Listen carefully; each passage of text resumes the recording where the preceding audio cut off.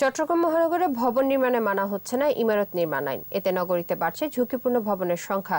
এ নিয়ে নগরবাসীর অভিযোগ থাকলেও লোকবলের অভাবে সঠিক তদারকি সম্ভব হচ্ছে না বলে জানান চট্টগ্রাম উন্নয়ন কর্তৃপক্ষ। চট্টগ্রাম থেকে বিপ্লব মজুমদারের ক্যামেরায় একরামুল হকের রিপোর্ট, জানাচ্ছেন সমর ইসলাম।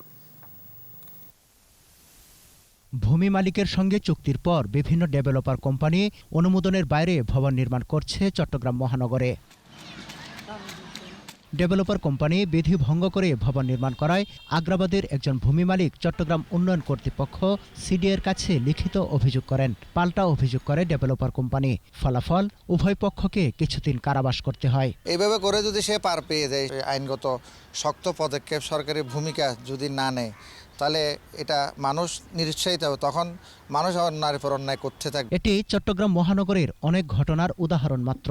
বিধি ভঙ্গ করে ভবন নির্মাণ হচ্ছে তা স্বীকার করে চট্টগ্রাম উন্নয়ন কর্তৃপক্ষ জানায়, জনবলের অভাবে ঠিকমতো তদারকি করা যাচ্ছে না। তদারকির গাফিলতিও আছে, যে তারা যে ইচ্ছেকৃতভাবে তারা এগুলা নোটিশ করে রাখে, কিন্তু ভাঙে না।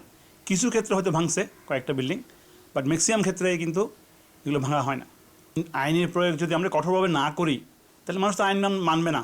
2019 সালে ভবন নির্মাণ সংক্রান্ত 57টি এবং 2020 সালের নভেম্বর পর্যন্ত 23টি অভিযোগ এসেছে সিডিএর কাছে। বেশিরভাগ অভিযোগের সুরাহা হয়নি, তবে উদ্যোগ নেওয়া হয়েছে বলে জানান সংস্থাটির প্রধান প্রকৌশলী।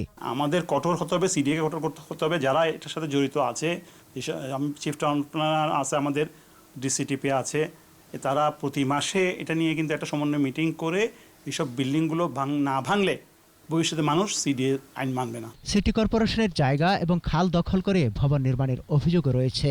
তাদের বিরুদ্ধে কঠোর হওয়ার তাগিদ সিটি কর্পোরেশনের। তদন্ত করে দেখব, যদি কর্পোরেশনের জায়গায় কেউ অবৈধভাবে কাজ করে থাকে, সে যত বড় শক্তিশালী মানুষ হোক না কেন, আমরা তাকে ইভিক্ট করতে বাধ্য হব।